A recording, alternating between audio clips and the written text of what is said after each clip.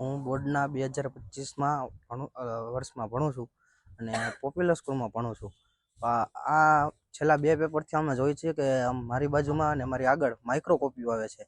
પહેલાં મને શંકા ગઈ કે આ કાગળી હશે, પણ ના, માઇક્રો કોપી આવી. અને છેલ્લે અમે બહાર નીકળીને ત્યારે પણ માઇક્રો કોપી દ્વારા ખીચામાં નાખીને અથવા રૂમાલમાં સંતાડીને લઈ જવામાં આવે છે.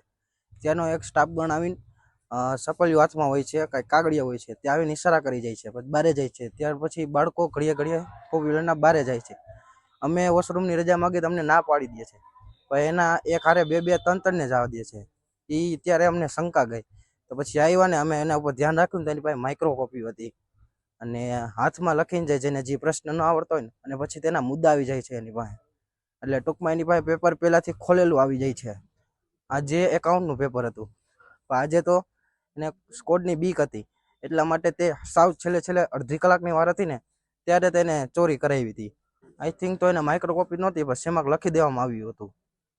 અને બીએના ઇકોમા પેપરમાં કાયદેસરનું 1.5 કલાક થાય, પછી તેના બાળકો વોશરૂમ જાય અને માઇક્રો કોપીઓ લઈ આવે છે. જે બાળકો જાય તે બધાને માઇક્રો કોપીઓ આપવામાં આવે છે.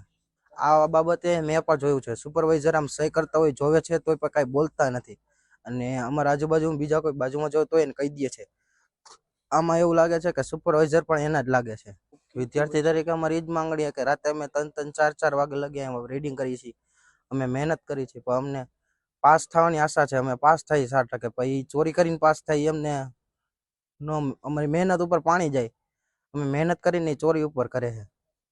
આ વાત સાચી જ છે, કેમ કે આના સ્કૂલના મળેલા છે બધા, એક સાથે બધાને માઇક્રો કોપીઓ આપે છે અને ભેદભાવ રાખે છે અમારે અને બીજી સ્કૂલ વચ્ચે. ત્રંબા ગામના પોપ્યુલર સ્કૂલમાં પરીક્ષા આપવા જાઉં છું. અત્યારે હાલમાં ગુજરાત બોર્ડ ચાલી રહ્યું છે, કોમર્સની પરીક્ષા આપું છું ને ત્યાં બાળકો ચોરી કરતા હોય છે. અમે 3-4 વાગ્યા સુધી વાંચી તો અમારો શું વાંક? અમને ન્યાય મળવો જોઈએ. એ બધા ચોરી કરીને પાસ થાય, સારા ટકા લાવે, સારા માર્ક લાવે. અમે મહેનતથી પાસ થાય છે. ત્યાં વોશરૂમ દ્વારા ચોરી થાય છે.